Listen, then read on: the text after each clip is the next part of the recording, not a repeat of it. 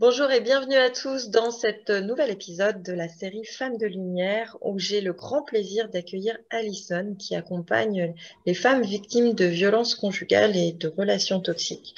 Je suis vraiment ravie que tu aies accepté mon interview. Alors, écoute, bienvenue à toi et puis je te laisse te présenter pour que les personnes puissent te découvrir un peu plus.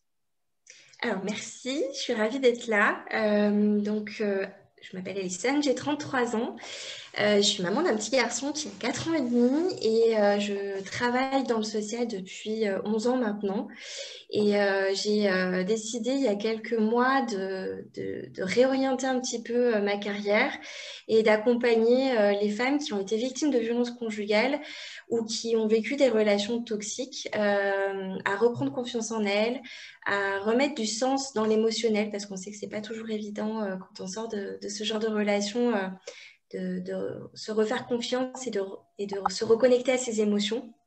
Et, euh, et surtout, j'insiste aussi à remettre du plaisir dans sa vie parce que malheureusement, dans ce genre de relation, on est complètement étouffé et on ne prend plus plaisir à prendre soin de soi et à profiter de choses simples. Voilà, j'essaye un peu de travailler sur tous ces axes-là. Mhm.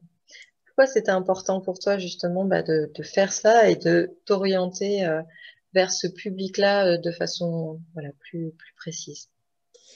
Pour simplement donner du sens à ma propre histoire, puisque j'ai vécu pendant 10 ans donc avec le père de mon fils, une relation qui a été voilà, de violence conjugale psychologique. Donc des années de remarques blessantes, humiliantes, de provocations physiques aussi, voilà, qui ont fini au bout de 10 ans à me faire devenir l'ombre de moi-même. Et je suis partie il y a 2 ans, un tout petit peu plus de 2 ans maintenant, parce que j'en ai eu assez. J'ai estimé que je méritais mieux comme vie et que je n'étais pas la personne qui me décrivait au quotidien. Donc voilà, j'ai eu envie aujourd'hui de donner du sens à mon histoire et de prouver et de montrer qu'il est possible de se reconstruire et d'être la femme que l'on a envie d'être, peu importe ce qu'on souhaite être, c'est possible. Je sais à quel point ça peut être difficile justement de déjà prendre cette décision et puis après avoir le courage de partir vraiment, surtout quand il y a des enfants au milieu. Qu'est-ce qui, toi, t'a donné ce courage-là? Qu'est-ce qui a fait que tu t'es dit, maintenant ça suffit? Comme tu te dis, je mérite mieux que ça et je veux vivre autre chose. Même si j'ai peur, même si je sais pas comment ça va se passer, même si je sais que je vais peut-être avoir d'autres épreuves derrière, que je vais devoir affronter les tribunaux, que je vais devoir l'affronter lui. Voilà, même si tu sais tout ce qui va en découler et que ça peut être effrayant ou en tout cas voilà inconfortable. Qu'est-ce qui t'a donné ce courage-là de prendre à un moment donné cette décision de reprendre ta vie en main et de dire stop à tout ce que tu pouvais subir? Alors, je pense que comme pour beaucoup de femmes, c'est mon fils. Les enfants sont un élément souvent très déclencheur dans le fait de partir. Alors, contrairement à un certain nombre de femmes, je n'ai pas fait plusieurs allers-retours. Le jour où j'ai décidé de partir, c'était la seule et unique fois. Je ne suis pas revenue. Mais mon fils, oui, a été un élément très déclencheur dans ce choix, parce qu'il était témoin de ce que j'appelle les crises de son père. Voilà, c'était plus possible pour moi que mon fils me voit pleurer, me voit me faire maltraiter, même si c'était que verbalement. C'est pas la vie que je voulais pour lui, c'était pas la vie de famille que je voulais. Et je me souviens d'un soir où je ne dormais pas parce que je faisais des insomnies tellement j'étais tenue par la peur. Je me souviens m'être dit, mais ce que tu voulais, c'était te marier, d'avoir des enfants, vivre une vie, somme toute, très simple et très classique, un peu dans tous les clichés. Est-ce que cette vie, tu l'as? Alors, sur le fond, enfin, sur la forme, oui, je suis mariée, j'ai un petit garçon, j'ai un travail, j'ai ma maison, j'ai ma famille. Mais est-ce que sur le fond, c'est vraiment ce que je voulais? Et là, j'étais à 10 000 lieues de la vie dont je rêvais. Et je me suis dit, il y a deux options. Soit tu continues et tu finis par mourir à petit feu et tu vas t'éteindre complètement. Et le risque, c'est que ton fils prenne un modèle qui n'est pas le bon. Soit tu prends le risque d'aller vers l'inconnu, de partir, de recommencer à zéro, d'affronter sa colère, ce qui a été le cas d'ailleurs, Mais au moins, tu te donnes les moyens de vivre la vie que tu veux vraiment vivre et surtout, tu donnes un meilleur exemple à ton fils, de dire que ben, voilà, quand quelque chose ne te va pas, tu oses dire non et tu oses aller vers ce qui te fait envie et ce que tu as envie de vivre. Et donc, pour être très précise, le 13 novembre, j'ai eu cette pensée-là. Le 16, j'étais partie de chez moi. Voilà, 3 jours plus tard, j'ai décidé de partir. Je te remercie de témoigner de ça parce que c'est vrai que c'est pas évident, c'est pas forcément les meilleurs souvenirs. Et en Non. même temps, c'est important de montrer aux femmes qui peut-être nous regarderont, nous écouteront que c'est possible, que effectivement, on n'est pas obligé de, de, de subir malgré, voilà, malgré la peur, malgré tout ce qui peut nous tenailler, malgré toutes les questions, malgré peut-être l'isolement aussi, c'est vrai, parce que parfois, comme on disait avant, on n'a pas forcément la famille à côté, peut-être que les amis ne sont pas au courant. Voilà, c'est pas quelque chose dont on parle beaucoup en général de comment ça se passe au sein de son groupe, parce que c'est vrai qu'en général, ce genre de partenaire est plutôt le gendre idéal, la personne Ouais. idéale en Tout soi. est dans l'apparence, effectivement, dans l'image qui est renvoyée. Et c'est vrai que du coup, c'est très confrontant d'arriver à expliquer aux gens ce qu'on peut vivre, alors que voilà, d'apparence, il n'y paraît pas du tout. Donc c'est voilà, c'est pas évident. Alors, je pense que vraiment, un des points fondamentaux, c'est pour se sortir de ce genre de relation, il faut rompre l'isolement, parce que souvent, c'est ce qui est instauré par le conjoint, c'est cet isolement de la famille, des amis, c'est peut-être arriver à distiller l'information comme quoi on n'est pas très équilibré, ou on va pas très bien, le moral va pas très bien, donc pour un peu discréditer nos propos si jamais on est amené à parler. Mais je pense qu'il faut vraiment replacer la culpabilité au bon endroit. Ce n'est pas à nous, en tant que victimes de ces violences, à culpabiliser. On a subi, je pense, un vrai lavage de cerveau et une instabilité émotionnelle qui est telle qu'on a été paralysé, mais presque physiquement, de bouger, de partir. Et je pense que de casser ce silence, d'oser parler de ce que l'on vit, c'est déjà une manière de revenir à la vie, de revenir à la réalité. Pas dans cette bulle dans laquelle on est avec ce conjoint, mais vraiment de revenir à la réalité, à ce qui est normal et pas normal. Et vivre une relation toxique où on se fait malmener quotidiennement, brutaliser aussi, parce que les violences conjugales, c'est physique, c'est sexuel, c'est financier, c'est psychologique, c'est pas que de la violence physique. C'est déjà une manière de dire stop. C'est déjà une prise de conscience, c'est déjà un premier souffle qu'on reprend. Et moi, j'inviterais vraiment toutes ces femmes à oser parler. C'est pas évident, hein, je l'entends, hein, c'est vraiment pas facile, mais de parler, et on serait peut-être même très surprise de voir qu'en face, on a des gens qui sont prêts à répondre présent et à nous soutenir. Voilà. Donc, pas hésiter. Toi qui étais jusqu'il n'y a pas si longtemps assistante sociale, est-ce que justement tu as eu des femmes qui ont eu le courage de venir te voir dans des situations comme ça où on a du mal à faire confiance et puis on ne sait pas forcément à quelle porte frapper, même si aujourd'hui, voilà, des associations, il y en a plein, que c'est des choses dont on parle de plus en plus. Donc, de plus en plus de personnes sont également formées pour accompagner, en l'occurrence, ces femmes qui rencontrent ce genre de difficultés. Euh, Est-ce que toi, voilà, il y a déjà des femmes qui sont venues vers toi et quels seraient les conseils que tu pourrais donner pour quand on est dans des situations pareilles, de savoir vers qui se diriger et puis peut-être la manière de faire qui peut être également le plus sécure pour soi quand on a peur, je sais pas, peut-être de représailles ou que ce soit pire ou que si jamais il était au courant que voilà, ça devienne encore plus compliqué. Alors oui, j'ai reçu des femmes qui partaient, alors plus des violences physiques que verbales. La vraie difficulté qu'il y a aujourd'hui pour les femmes qui sont victimes de violences conjugales, quelles qu'elles soient, c'est de trouver un lieu d'hébergement.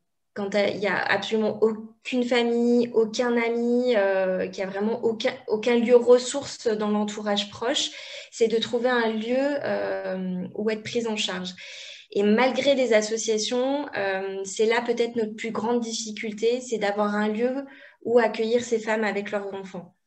Donc nous, on réorientait principalement sur les associations, on passait beaucoup de coups de téléphone, mais c'est vrai que c'est assez compliqué de trouver, les places en hébergement sont assez rares.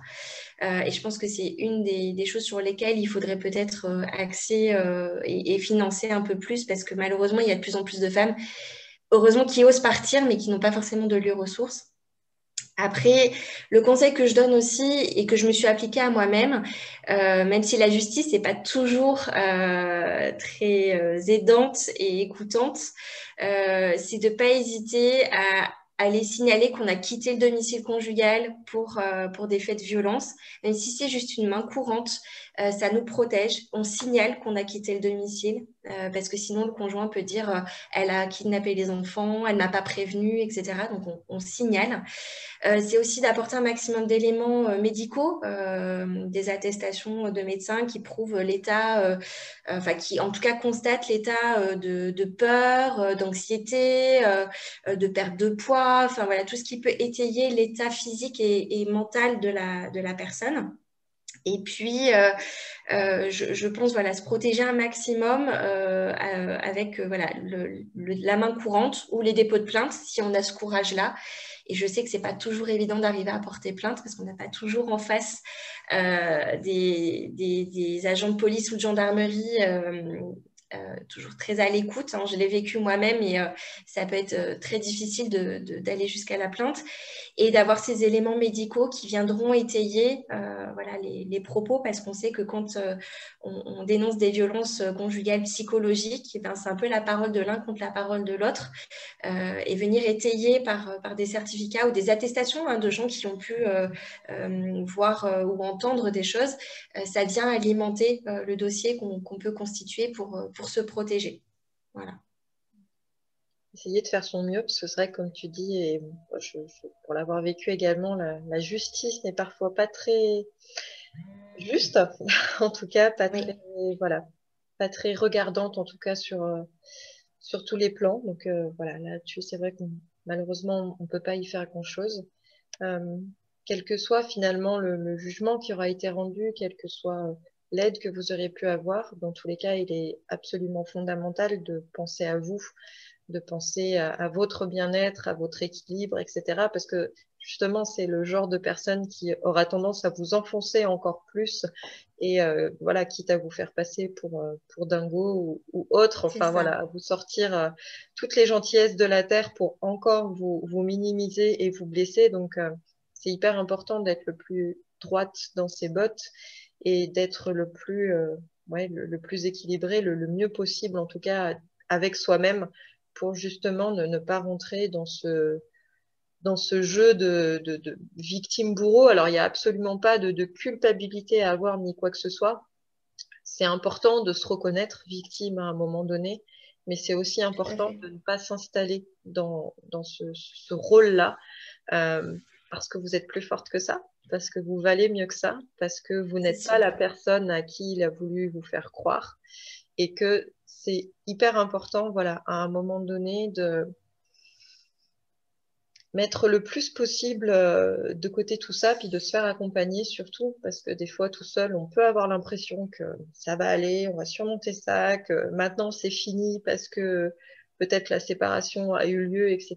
Mais d'autant plus quand il y a des enfants au milieu, d'une façon ou d'une autre, ce lien va être maintenu et que pour votre propre équilibre et pour arriver à bien le vivre, il est vraiment hyper important que vous amorciez ce processus de reconstruction et j'allais même dire de solidification le plus tôt possible avec voilà des personnes qui vous parleront, que ce soit une coach, une psychologue, enfin les accompagnants, en fait le type d'accompagnement qui vous conviendra le mieux, ça peut même être de l'hypnose, de l'EMDR, enfin il y a vraiment plein de procédés. L'important c'est que vous soyez à l'aise en fait avec ce que vous choisissez et que vraiment vous sentiez que ça vous fasse du bien. Qu'est-ce que toi, Alison, qu'est-ce qui t'a permis justement de commencer ce processus, de reprendre confiance en toi petit à petit et de te dire que bah, malgré tout ce qu'il avait pu te faire subir, malgré tout ce que tu avais pu entendre pendant tellement longtemps que mine de rien, il y a un moment, ça finit par s'imprégner, à te détacher de ça et à te réapproprier bah, ta propre personne, ta propre identité, ta propre personnalité. comment tu as fait pour commencer ce cheminement-là? Alors, il faut savoir que quand je suis partie, alors c'est un peu l'idée que les gens ont, mais malheureusement, ça n'est pas comme ça dans la réalité. C'est pas parce qu'on part que ça s'arrête. Moi, je suis partie, mais j'ai eu 1 an et demi de harcèlement quotidien, et je pèse mes mots, c'est vraiment quotidien, qui m'a amenée à devoir porter plainte plusieurs fois. Donc, je fais juste une petite parenthèse avec la partie justice hein, qu'on a évoquée, mais il y a vraiment cette notion de persévérance. Ne pas hésiter à porter plainte, même si c'est 1 fois, 2 fois, 3 fois, 4 fois. Il y a un moment donné où la justice, elle sera obligée de se saisir parce que on ne peut pas porter plainte ad vitam aeternam sans que la justice se saisisse. Donc, vraiment, cette notion de persévérance, porter plainte, même si ça prend du temps, c'est important. Donc, moi, j'ai fait pendant 1 an et demi vécu dans la peur, très clairement. Mais j'ai essayé de comprendre mes émotions et de les replacer dans leur contexte. Comme je disais tout à l'heure, quand on part, on est souvent dans un état de confusion émotionnelle, on ne sait plus ce qu'on ressent. On ne sait plus ce qu'on pense, on ne sait plus ce qui est de l'ordre de la réalité ou pas. On se demande si on est folle. Hein. J'ai des femmes qui me disent, mais j'ai l'impression de devenir complètement folle. C'est replacer dans le contexte et me dire, bon, là, j'ai peur. Pourquoi j'ai peur? De quoi j'ai peur? J'ai peur qu'il vienne chez moi. Ok, ben, s'il vient chez moi, qu'est-ce que je fais concrètement? J'appelle la police. Voilà. Donc, j'ai essayé à chaque fois de replacer dans le contexte et trouver une solution pour me dire, cette peur, elle n'a pas raison d'être parce que si vraiment ça se produit, et il n'y a aucune certitude que le fait se produise, donc en l'occurrence venir chez moi, si vraiment ça se produit, si vraiment il vient chez moi, j'ai une action possible. C'est-à-dire que j'appelle la police. Et j'ai essayé à chaque fois de mettre de la distance avec l'émotion pour pas qu'elle m'envahisse, en fait, tout simplement, pour pouvoir continuer à avancer. Donc, j'ai fait un gros travail sur mes émotions pour vraiment me les réapproprier, pour comprendre comment je fonctionnais, pour comprendre ce qui générait ces émotions-là, donc principalement la peur, l'anxiété, donc ça jouait sur mon sommeil, etc. J'ai aussi beaucoup travaillé sur mon environnement, c'est-à-dire que j'ai fait un tri dans mes amis.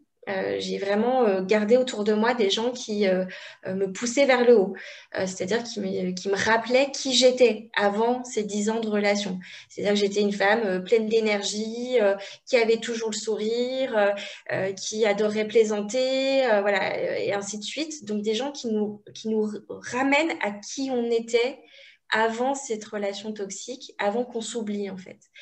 Et puis après, j'ai fait du coaching et de l'hypnose pour travailler sur mes valeurs profondes, me reconnecter moi avec moi-même, retrouver cette confiance, libérer aussi ma parole, c'est-à-dire accepter de dire que c'est pas de ma faute, que je ne suis pas coupable, j'ai ma responsabilité parce que effectivement il y a des choses qui m'ont amené à cette relation. C'était une blessure d'enfance, voilà, un manque d'affection quand j'étais enfant, qui m'a amené à venir compenser avec quelqu'un qui m'a vendu du rêve, hein, qui m'a promis tout ce à quoi je voulais prétendre dans ma vie. Donc, il a fallu aussi que je travaille sur ces blessures-là, comprendre ce qui m'avait amené à cette relation et retrouver confiance en moi. Donc, j'ai travaillé tout ça avec l'hypnose et le coaching. Et c'est aussi ça qui m'a permis après de me diriger vers le coaching parce que je trouve que c'est une méthode qui est extrêmement intéressante, qui pousse au dynamisme, alors qu'on a été pendant très longtemps inactive, passive, à subir une relation. Là, ça nous redynamise et ça nous force à aller chercher des choses qui sont un peu douloureuses, mais pour s'en séparer, il faut aller les chercher, il faut les travailler et en faire une force. Et c'est tout le principe de la résilience, c'est pas de guérir, c'est juste de faire de nos épreuves une force pour pouvoir rebondir. C'est un peu la question sur laquelle j'allais rebondir. C'est vrai que en général, quand on laisse prise à l'emprise, c'est qu'il y a une faille quelque part, une faille que peut-être nous, on n'a pas perçue ou qu'on a planquée sous le tapis. Et puis, saute aux yeux de ce genre de personnes-là, on n'en a pas forcément conscience. Et est-ce que toi, justement, ça t'a vraiment permis? Parce que c'est vrai que quand on dit, il y a toujours un cadeau derrière les situations difficiles, honnêtement, quand on a la tête dedans, c'est un truc, Oui, voilà, on a un peu de mal quand même avec la jolie petite phrase. Et puis c'est vrai qu'on se rend compte petit à petit que grâce, alors c'est peut-être un peu dur à entendre, mais grâce du coup à ces personnes-là, on arrive à mieux se comprendre, à mieux se connaître et à ne plus justement avoir ces failles qui attire la pollution, j'ai envie de dire, et qui attire les blessures, ou en tout cas donne cette possibilité aux autres de nous blesser, de nous attaquer et de nous mettre du coup malgré nous dans cette position de victime. Est-ce que toi justement ça t'a permis de faire un petit peu ce tour de toi-même pour que voilà, maintenant tout ça se soit compris, que tu aies pu comprendre ce qui se jouait pour toi et que ce soit quelque chose que tu aies pu transformer en une force et en quelque chose qui aujourd'hui te permet de savoir faire la différence vraiment dans ce qui est bon pour toi et ce qui peut paraître une illusion. Alors oui, effectivement, cette relation, et alors ça peut paraître un peu fou de dire ça quand on est dans le guidon à vivre l'après-rupture, l'après-séparation, mais moi j'ai de la gratitude pour mon ex-conjoint parce qu'il m'a énormément appris. J'ai beaucoup souffert, certes, mais j'ai énormément appris sur moi-même. Je pense que je ne serais pas celle que je suis aujourd'hui sans avoir vécu cette relation. Donc ça peut paraître fou hein, de dire ça, mais je l'assume parce que j'ai été obligée d'aller chercher un peu plus loin que ce que je l'avais déjà fait en amont, parce que j'avais fait des thérapies pour essayer de comprendre un peu mon passé, etc. Mais là, j'ai été obligée d'aller plus loin. J'étais vraiment obligée d'aller chercher vraiment le plus douloureux, c'est-à-dire que j'avais peur d'être seule. Vraiment, j'avais peur d'être seule. J'avais besoin de compenser un besoin d'attention, de quelqu'un qui me dise oui, c'est bien ce que tu fais, Alison. Oui, tu es quelqu'un de bien. En fait, j'avais un puits sans fond qu'il fallait tout le temps alimenter. Et les personnes qui sont toxiques comprennent vite cette faille et vont se présenter sous leur meilleur jour en faisant penser que voilà, ils vont pouvoir nous aider à évoluer, à progresser, alors qu'en fait, ils font se saisir de cette faille pour se renarcissiser eux-mêmes. Et nous, ça nous étouffe au final. Donc moi, j'ai été plus loin. J'ai été chercher voilà, pourquoi j'avais besoin d'affection, pourquoi j'avais besoin de ce reconnaissance. Et j'ai travaillé à combler par moi-même ce vide. Donc voilà, par tout ce travail de connaissance de moi-même, de passage à l'action aussi, hein, d'écrire des lettres. Voilà, pour me dire à moi-même que je suis quelqu'un de bien, que j'ai accompli des choses. Et on en a toutes accompli des choses, même si on ne s'en rend pas forcément compte, mais on a accompli des choses incroyables. Et Dieu sait que les femmes ont ce pouvoir-là, il faut le souligner. Je lui ai écrit aussi une lettre pour lui dire que je ne voulais plus garder cette colère. Elle était plus nécessaire. Donc, replacer aussi la colère à sa place, la culpabilité à sa place, la responsabilité à sa place. On ne porte pas toute la responsabilité, juste celle qui nous revient. Et puis accepter de se réconcilier avec son passé. Donc, ça peut aussi dire parler avec ses parents, ses frères et sœurs, voilà, pour essayer de reposer les pièces du puzzle et aller de l'avant et favoriser effectivement cette résilience.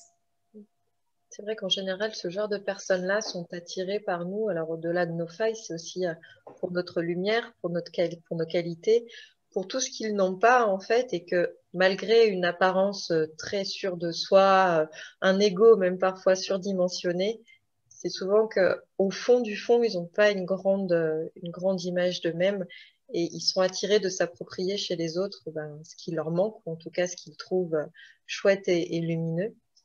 Il y a beaucoup de femmes, je pense que c'est quelque chose que tu as pu remarquer aussi, qui ont tendance, malheureusement, à retomber toujours sur le même type d'homme et qui, voilà, n'ont pas eu forcément qu'une seule relation toxique, mais plusieurs, et qui n'arrivent pas à comprendre en fait ce qui se joue pour elles. Elles ne comprennent pas, mais qu'est-ce qui fait que, et elles retombent toujours sur le même type de personne. Qu'est-ce que tu pourrais, voilà, qu'est-ce que tu pourrais transmettre à ces femmes-là pour qu'elles puissent se poser déjà avec elles-mêmes et se poser surtout les bonnes questions? Alors, j'ai déjà échangé avec des femmes qui avaient multiplié les relations toxiques sous différentes formes. Et, euh, et en fait, tout tient à ce qu'on a vécu dans l'enfance. Puisque du coup, au travers de mes lectures ou des études que j'ai pu lire, il y a souvent une blessure dans l'enfance, dans l'éducation qu'on a reçue ou dans les expériences qu'on a vécues, qui fait qu'on a une espèce de faille narcissique, une blessure narcissique. Et tant qu'on ne vient pas travailler sur cette blessure-là, ça vient amocher l'image qu'on a de soi. On se dit qu'on ne mérite pas une belle relation.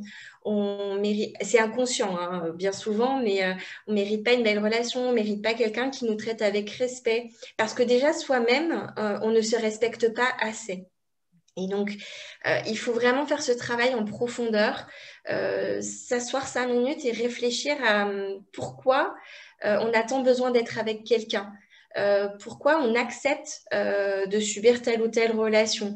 Qu'est-ce que ça nous fait écho dans notre histoire? Est-ce que ça nous rappelle la manière dont nos parents se comportaient avec nous, ou nos frères et sœurs, ou notre premier amour? Voilà, ça peut être même un peu plus tard, hein, pas que l'enfance. Il faut vraiment essayer de mettre en lien ce que l'on vit, ce que l'on accepte de vivre, avec une blessure peut-être plus ancienne. Qu'est-ce que ça vient toucher chez nous? Moi, c'était voilà, le besoin d'affection, la peur d'être seule. Et ça, c'est quelque chose que je retrouve beaucoup, la peur d'être seule. Et les femmes ont tendance à retomber très vite dans une nouvelle histoire parce qu'elles ont peur d'être seules. Elles n'arrivent pas à être seules. Et pourtant, c'est salvateur. C'est ce temps seul où on apprend à se connaître, où on se refait confiance et où on sait poser les limites, du coup, qui fait qu'on ne retombera pas dans ces relations toxiques. Parce que si on prend confiance en nous, effectivement, je te rejoins, on n'attire pas les mêmes personnes. C'est notre côté fragile et à la fois très lumineux qui fait qu'on va attirer la toxicité coup sur coup. Si on travaille sur soi, on travaille sur sa confiance, on dégage une autre lumière et qui du coup n'attire pas les mêmes hommes à soi. Oui, carrément. Et puis, c'est, il y a le côté un peu fataliste des fois où on se dit, mais purée, justement, c'est quoi qui va pas chez moi? Puis on a tendance à se mettre un petit peu une sorte de double peine sur soi, alors que voilà, c'est pas nécessaire de se faire plus de mal que ce que l'on a déjà. C'est ça. En général aussi, euh, ces femmes-là sont très, voilà, sont très aimantes, elles ont envie d'y croire, elles sont prêtes à beaucoup de choses pour leur couple, pour leur conjoint. Elles ont pas, elles ont, voilà, une vision peut-être un peu idéale du couple. Et comme tu disais, voilà, on ne porte pas un couple, ça se fait à deux, c'est pas simplement soi. Et se poser les questions sur soi, bah, c'est se poser sur justement quel type de couple on a envie d'avoir, à se dire est-ce que voilà, on est dans la complétude ou est-ce qu'on est dans le comblage de vide, si on peut dire ça comme ça, comme tu exprimais tout à l'heure, le fait, bah, par exemple, d'avoir peur d'être seule ou le fait de se dire que bah, toute seule, on s'en sort pas ou que j'ai tellement entendu dans ma vie que à 30 ans, il fallait que je sois mariée, que j'ai une maison, un chien, un poisson rouge, sinon je Ouais. vais rater ma vie. La Voilà, pression sociale. exactement, toutes ces choses-là qui peuvent être un peu profondément ancrées. Et c'est vrai que des fois, moi, j'ai été effarée et en même temps pleine de compassion de constater que qu'il y a des femmes qui sont restées dans des situations mais juste incroyables, enfin impensables et intolérables pendant mais des dizaines et des dizaines d'années. Toi, tu as expérimenté ça pendant déjà une dizaine d'années, ce qui fait beaucoup. Est-ce que tu as trouvé que ben il y avait un événement déclencheur?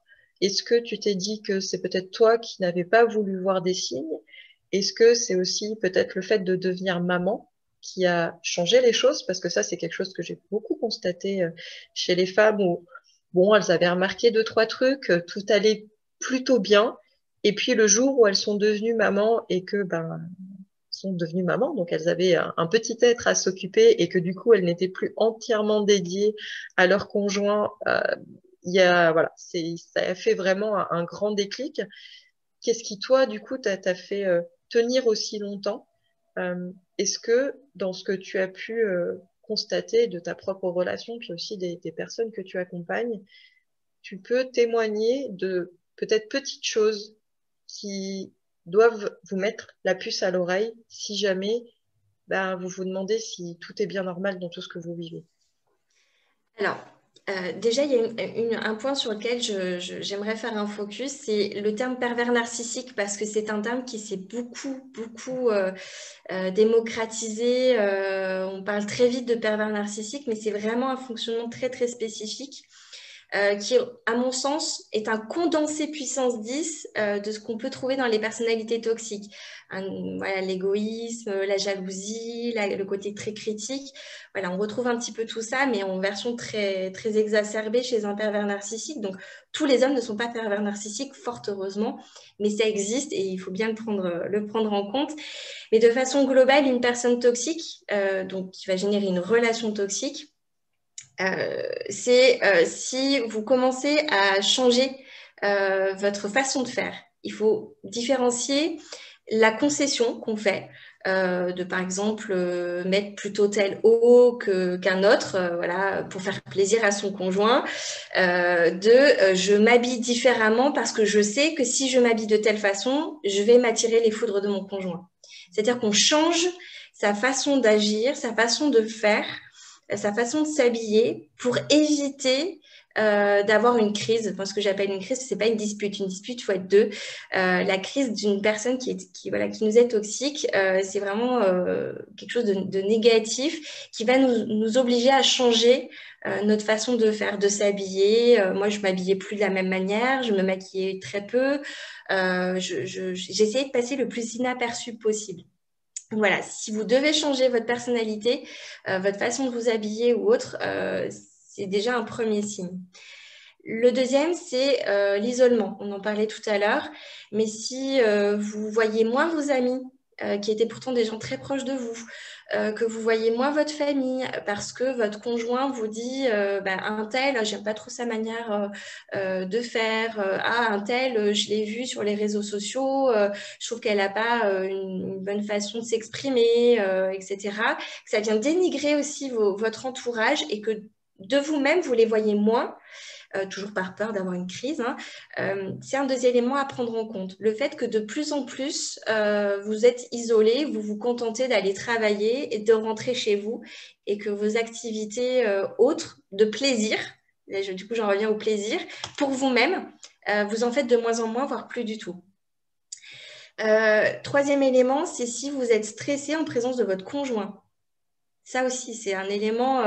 Normalement, quand on est en couple, on n'est pas stressé à l'idée d'être avec son amoureux. Ça devrait plutôt être un moment de plaisir, justement.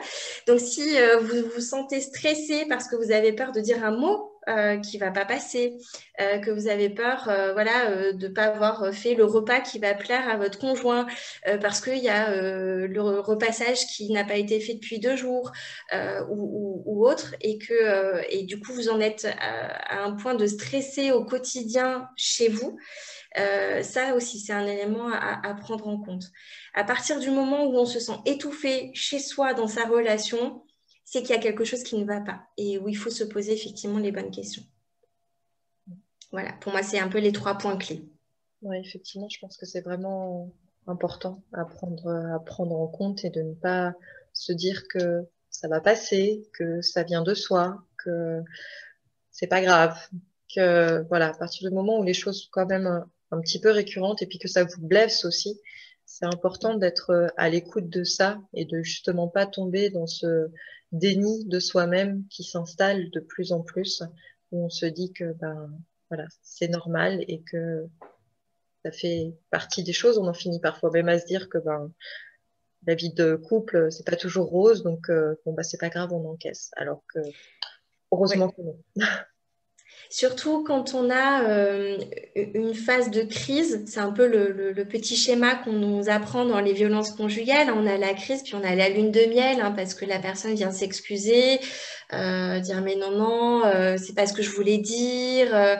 Moi, c'est dans le principe, dans le fonctionnement des pervers narcissiques, c'est ce qu'on appelle le bombardement d'amour, hein.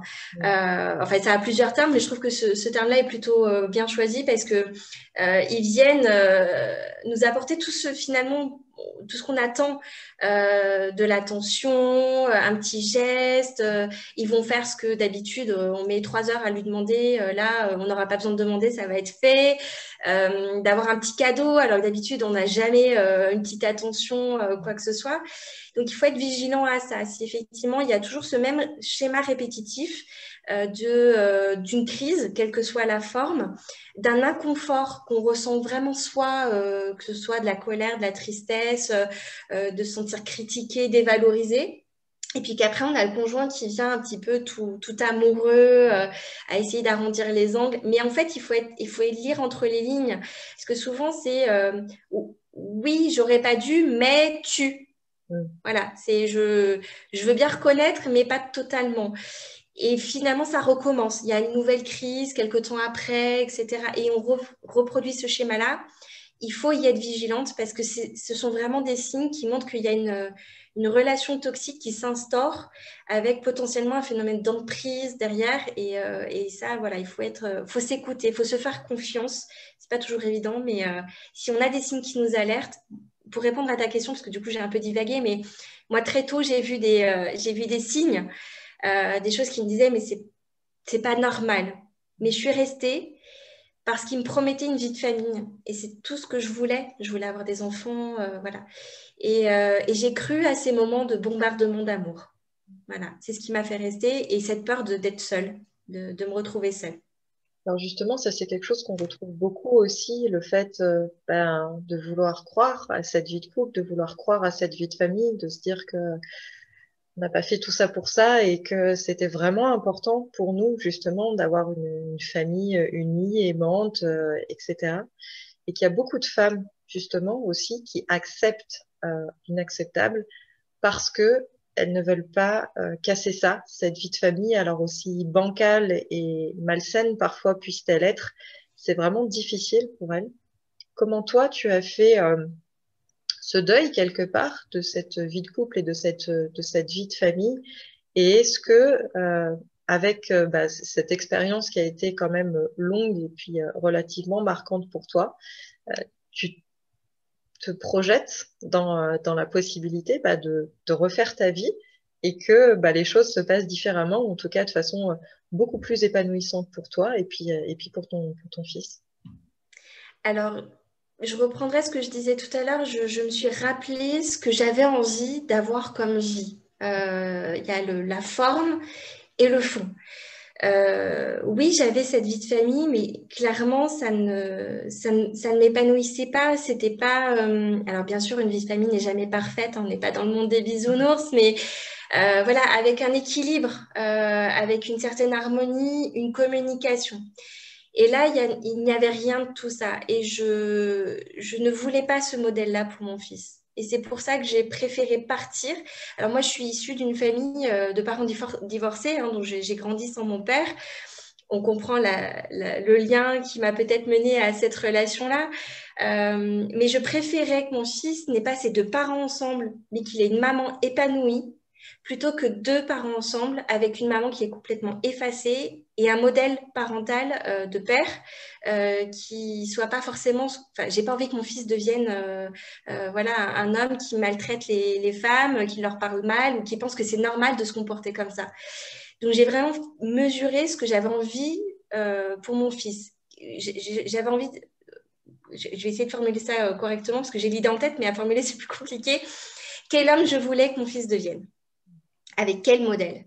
Et c'est ça qui m'a déterminée à partir. Je préférais partir et qu'il ait plus son papa, mais qu'au moins il ait un cadre sécurisant, structurant, plutôt que de rester dans un cadre où j'avais trop de risques qu'il puisse peut-être prendre un modèle qui soit pas le bon. Voilà. Donc, c'est ça qui m'a déterminée à partir et à dire stop. Tant pis, il n'y a plus de papa, maman, une maison, des enfants. Mais c'est peut-être mieux ainsi. Voilà. Il y a ce qu'on projette dans notre imaginaire, ce qu'on a envie, et puis il y a la réalité. Et des fois, la réalité, elle est plus importante que le rêve. Voilà. Et pour répondre à ta deuxième question, en fait, mon rêve, je n'y ai pas renoncé. Je rêve toujours d'une belle vie de famille. Je suis une éternelle optimiste et c'est aussi ce que j'ai envie de transmettre à celles qui m'écouteront. Il est possible de se reconstruire une vie amoureuse. Alors, je n'ai personne, je n'ai pas reconstruit ma vie. Mais je sais que ça sera possible parce que j'ai fait tout ce travail en amont sur moi. C'est-à-dire qu'aujourd'hui, je suis une femme qui a de la confiance. Je sais qui je suis, je sais ce que je veux et ce que je ne veux plus, je sais poser des limites. Euh, je me fais passer en priorité. Je ne renie pas au plaisir que j'ai envie d'avoir. Si c'est de faire une soirée Netflix, c'est une soirée Netflix. Si c'est d'aller voir mes amis, c'est d'aller voir mes amis. Je sais maintenant faire la différence entre une concession, parce qu'on est en couple et parce que voilà, il faut aussi prendre en compte les envies et les besoins de l'autre, ce qui participe à l'équilibre. Et ce qui est de l'ordre de je t'impose quelque chose et que j'ai subi et que des femmes qui nous écouteront subissent aussi. Voilà, c'est cette différence-là que je fais et surtout le fait qu'aujourd'hui, je m'exprime, j'ose faire entendre ma voix. Et je sais que du coup, aujourd'hui, je n'attirerai plus les mêmes personnes vers moi, que ce soit amicalement ou même professionnellement et amoureusement parlant. Et c'est possible de se reconstruire, ça j'en suis intimement persuadée. Donc voilà, j'attends juste la bonne personne, mais je savoure ce temps où je suis seule. C'est aussi ça très important, je le disais, c'est ce temps seul et salvateur, parce que tous les jours j'apprends des choses nouvelles sur moi. Tous les jours, je rencontre des personnes qui viennent m'enrichir. Tous les jours, je fais des lectures qui m'apprennent de nouvelles choses. Voilà, donc ce temps-là, je le mets à profit pour moi et ça sera profitable dans une future relation. Donc c'est possible de se reconstruire aussi sentimentalement parlant, fort heureusement, parce que sinon, on n'aurait pas d'espoir, ça serait dommage.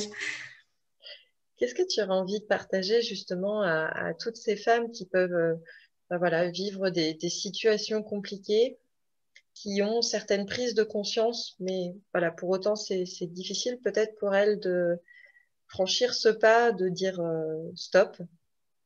Qu'est-ce que tu aurais envie de leur partager sur justement la possibilité de construire un futur, alors que ce soit seul ou à deux plus tard, enfin voilà, en fonction de ce qui présentera, puis de ce dont elles auront envie aussi. Mais en tout cas, la possibilité de ne pas rester dans cette fatalité et bah, de se choisir en fait d'abord, de se choisir elles, de penser aussi peut-être à leurs enfants, comme tu le disais, bah, quelle image de la femme on a envie de donner, que ce soit à nos petites filles ou à nos petits garçons, pour leur propre construction aussi après. Euh, J'espère que voilà, vous aurez entendu ce qui avait été déterminant pour Alison, mais voilà, de quelle manière toi tu auras envie peut-être de les encourager, euh, de provoquer peut-être un déclic, ou en tout cas voilà, de leur permettre en tout cas de faire la meilleure chose qu'elles pensent qu'il est pour elles en ce moment. Alors, déjà, je dirais, il faut partir quand on le sent. Ça peut être très difficile à entendre pour des personnes qui font partie de l'entourage et qui ont connaissance des violences qui sont subies par leur sœur, par leur fille ou leur amie. Mais ce choix de partir, il nous appartient. Il vous appartient. Et vous le ferez que quand vous vous sentirez suffisamment prête pour le faire. Parce que on le voit bien, si on ne l'est pas complètement, on part, on revient, on part, on revient. Ça ne veut pas dire que c'est un échec. Hein. Chaque fois qu'on part, on gagne un peu plus en confiance. Pour moi, on repart jamais de zéro. Mais je pense que ce qu'il faut se dire, c'est se rappeler, c'est quelle femme on était avant et quelle femme on est devenue au travers de cette relation. Et si le constat que vous faites, c'est que la femme que vous êtes devenue, c'est pas celle que vous avez envie d'être, il est peut-être temps de vous dire j'ai envie de prendre un autre chemin. Certes, ça sera difficile, hein, tu peux le dire toi-même aussi, mais c'est pas évident, c'est sûr, ça va être l'inconnu, ça va être peut-être une bataille avec la justice, ça va peut-être être de subir la colère du conjoint.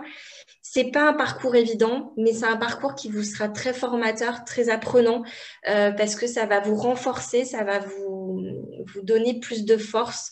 Et ça paraît un peu fou comme ça de le dire comme ça, parce que moi c'était il n'y a pas si longtemps, mais vraiment ça nous apprend beaucoup et surtout c'est un pas après l'autre vers la vie que vous avez envie de vous construire. Moi j'aime beaucoup la métaphore du livre. Cette histoire c'est un chapitre de votre vie, ça ne doit pas être toute votre vie. Si la fin de l'histoire vous avez envie qu'elle soit différente, c'est possible. Il suffit de tourner une page après l'autre. peu importe votre rythme, on ne vous demande pas de courir un marathon, un sprint, d'accomplir mille et une choses. Chacun va à son rythme, chacun accomplit ce qu'il est capable d'accomplir.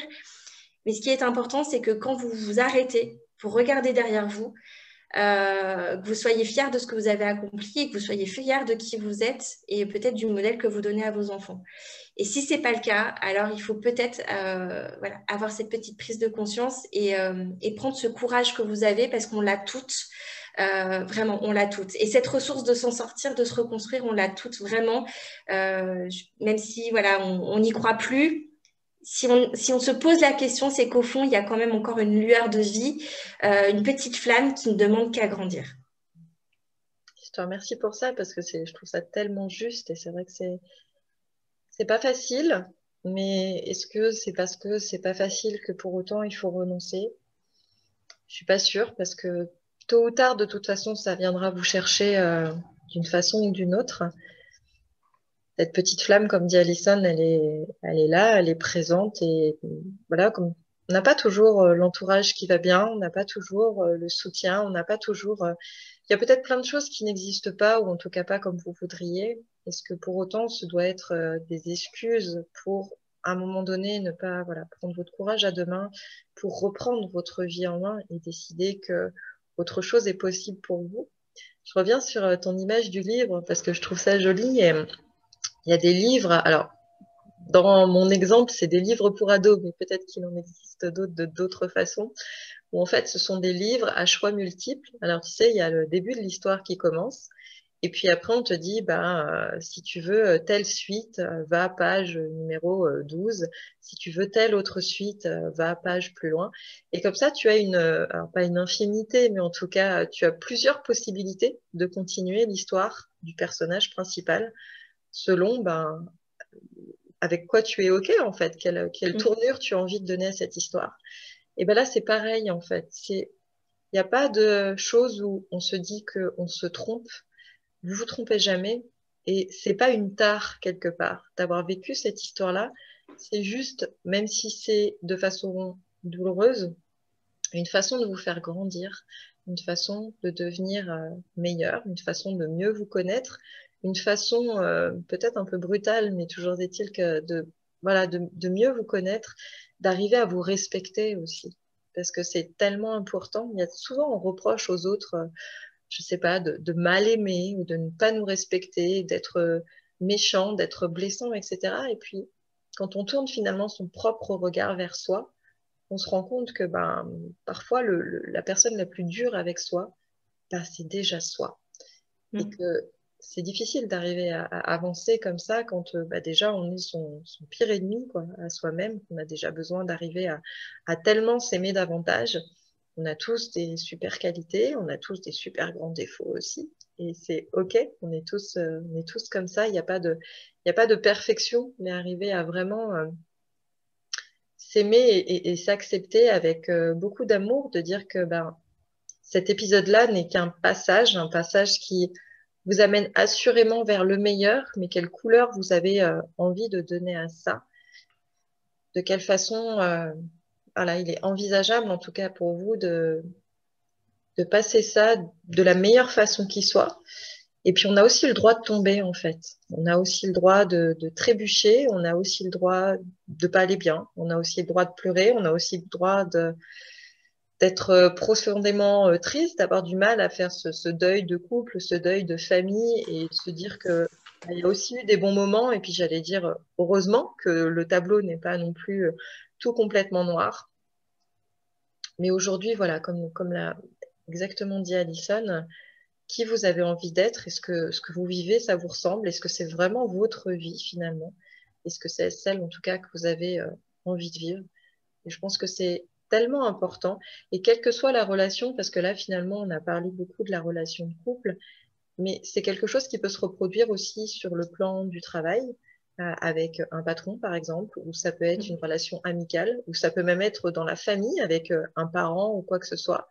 Et c'est c'est quelque chose qui peut être voilà reproductible parce que cette faille, si vous l'avez, on va dire peu importe finalement la personne que vous aurez en face, c'est quelque chose qui va vous poursuivre quelque part jusqu'à ce que vous la regardiez bien en face et que vous décidiez de vous en occuper. Parce que voilà, c'est assez important quand un enfant se blesse, et ben on s'en occupe, on le soigne. Et ben là, on fait pareil pour soi. Quand on a le cœur qui saigne, et ben on s'en occupe. Quand il y a quelque chose qui va pas, et ben au lieu de voilà faire l'autruche ou de creuser un trou un peu plus profond pour planquer ça, et ben on regarde les choses bien en face. Et puis ça revient finalement à ce que tu disais tout à l'heure quand tu as parlé du fait de mieux gérer tes émotions en te disant, OK, là j'ai peur, mais est-ce que ma peur est justifiée? Et au pire du pire du pire, si vraiment ça se réalise, qu'est-ce que je fais? Et ben là, c'est un petit peu pareil. Et je vous invite peut-être à faire une liste finalement de toutes les raisons qui feraient que non, c'est juste pas possible ou des raisons qui font que vous avez peur et de mettre en face des choses que, OK, est-ce que déjà c'est une certitude, c'est une vérité en soi? Et au pire du pire du pire du pire, si vraiment ça se produit, quelles sont mes ressources à ce moment-là? Qu'est-ce que je pourrais faire? Comment je pourrais rebondir? Et d'arriver à vous sécuriser le plus possible, parce que c'est important d'arriver déjà à retrouver vraiment cette sécurité intérieure, où à un moment donné, même si le temps vous paraît excessivement long, même s'il y a plein de choses qui vous paraissent franchement injustes et qu'il y a des choses où de toute façon vous n'aurez pas le pouvoir dessus, comme une décision de justice par exemple, même si vous, vous avez fait de votre mieux de votre côté, de vous dire, OK, c'est comme ça, mais moi je sais qui je suis. Et peu importe ce qui pourra être dit, peu importe si je me fais traîner dans la boue, peu importe s'il y a des mots qui me font mal, moi je sais qui je suis, je sais ce que je veux, je sais où je vais. Et maintenant c'est comme ça. Point. Je rebondis sur ce que tu dis. Effectivement, il y a cette idée de se rappeler que nous, on sait ce que l'on a vécu. Forcément, la meilleure défense, c'est l'attaque. Donc, c'est facile d'attaquer. C'est plus difficile des fois de se défendre. Mais vraiment se rappeler que nous, on a vécu la situation, on sait la réalité de ce qui a été vécu, de ce qui a été dit. Donc, vraiment se rattacher à cette réalité-là. Et puis, oui, c'est vraiment se faire confiance et ne pas. Tu parlais du schéma. Je crois qu'il y a une phrase d'Einstein qui disait quelque chose un petit peu. J'ai pas la phrase exacte, mais qui disait la folie, c'est de recommencer toujours le même schéma, le même parcours et d'espérer une réponse différente. On ne peut pas reproduire la même chose avec le même type de personne, le même type de relation et espérer que le résultat soit différent. Et il y a une phrase que j'aime beaucoup dire, c'est que le changement ne vient pas de l'extérieur. Il ne faut pas attendre que ce soit les autres qui changent ou que ce soit les autres qui s'adaptent. Le changement ne vient que de nous. Nous avons, c'est peut-être un peu dur ce que je vais dire, mais nous avons tout le choix de rester ou de partir. Après, la notion de temps est différente parce qu'effectivement, on a parfois besoin de temps pour pouvoir partir, mais le choix nous appartient. On a le choix de s'en sortir, de se reconstruire, d'aller de l'avant, même si c'est dur, même si ça prend du temps. Mais on a le choix aussi de s'auto-saboter, de continuer à se considérer comme une victime. Moi, aujourd'hui, je ne me considère plus comme une victime. Je me considère comme une femme qui a vécu des violences conjugales, mais je ne suis pas que ça. Et fort heureusement, je ne suis pas que ça. Donc, c'est vraiment se dire, je suis partie, j'ai vécu des choses difficiles, j'ai été victime, mais je ne suis pas que ça. Je suis très loin d'être que ça. Et voilà, se rappeler vraiment, noter sur un papier. Moi, je suis très adepte de noter sur des papiers. J'ai un grand tableau blanc chez moi où je note mes objectifs, mes envies, mes projets, mes récompenses aussi, parce qu'il faut aussi se féliciter. Ça, c'est aussi quelque chose de très important que j'ai appris. Je ne sais pas, votre objectif, c'est, je dis une bêtise, de ne pas répondre à un message qui vous aura envoyé ou à une énième provocation. Et ben pour vous féliciter, faites-vous plaisir, n'importe quoi, une soirée entre copines. Bon, avec le Covid, c'est un peu compliqué, mais on va dire, voilà, on va faire comme si il n'y avait pas couvre-feu, vous dormez chez une copine, voilà, personne ne le saura. Ou c'est de faire quelque chose avec votre enfant. Voilà, moi, je me félicite comme je peux, avec des choses très simples, des fois, de ce que je réussis à accomplir. Il n'y a pas de petits progrès. C'est ça qu'il faut vraiment comprendre. Il n'y a pas de petits progrès, il n'y a pas de petits pas. Chaque pas compte. C'est ça qu'il faut prendre en compte. Voilà. Chaque pas compte. Chaque petit progrès, c'est une victoire et il faut la savourer et il faut se féliciter de cette victoire-là. Ouais, je te remercie pour ça. Puis c'est vrai que ça marche aussi pour tout le reste de votre vécu, en fait. Tout ce que vous avez vécu, toute votre histoire, ça ne vous résume pas. C'est juste votre histoire, ce qui vous a construit, ce qui vous a détruit parfois pour mieux vous reconstruire derrière. Mais tout ce que vous avez vécu ne vous résume pas. Et le plus important, c'est la femme que vous décidez de devenir maintenant. Et que parfois, c'est une décision qui peut être très difficile à prendre et il n'y a pas à se culpabiliser par rapport au temps que vous mettrez parfois à la prendre. Le bon moment, c'est quand c'est le bon moment pour vous. C'est juste à un moment donné voilà, de se dire que le changement dont parlait Alison, d'impulser le changement, ça commence bien souvent par prendre une décision, même si c'est une décision vraiment difficile à prendre. Et on a le droit de s'égarer. On Mm. a le droit de se perdre en chemin. On a le droit de se sentir perdu. On a le droit de se dire, j'aurais dû prendre tel chemin plutôt que l'autre. Mais avancer, c'est vraiment cette dynamique de faire un pas après l'autre. Parce que même quand on se perd, finalement, on se perd pas vraiment parce qu'on se retrouve toujours un peu, parce que ça nous amène à faire des rencontres. Moi, c'est ce que j'ai vécu. Hein, j'ai rencontré des gens incroyables. Encore aujourd'hui, voilà, on se rencontre et c'est quelque chose que voilà, je suis très reconnaissante parce que c'est des opportunités que je vis aujourd'hui que je n'aurais certainement pas imaginé une seule seconde il y a quelques mois ou quelques années en arrière. Donc vraiment, profitez de chaque pas que vous faites, de chaque rencontre, bonne ou mauvaise, elle vous apporte quelque chose, mais surtout profitez des bonnes parce que c'est celles qui vont vous donner le plus d'énergie pour continuer à avancer et gardez votre objectif en tête. Qu'est-ce que vous voulez? Est-ce que c'est simplement profiter d'une vie calme, tranquille avec vos enfants, accomplir un projet comme moi qui est de me reconvertir et de mettre à profit mon histoire pour vous toutes, ou simplement, je sais pas, essayer je sais pas, d'écrire un livre. Il y en a qui ont envie d'écrire un livre. J'en ai croisé, voilà, qui voulaient écrire leur histoire. Peu importe votre objectif de vie, il vous appartient et il doit être moteur pour vous, de toujours avancer un pas après l'autre. Peu importe la distance, peu importe la vitesse. Voilà. L'important, c'est pas d'aller vite, c'est de ne pas s'arrêter. Et puis si parfois c'est peut-être difficile de le faire pour soi parce que on a un peu la tête au ras des pâquerettes, et peut-être de se dire qu'on le fait pour nos enfants, ça peut être un moteur aussi Mm. important.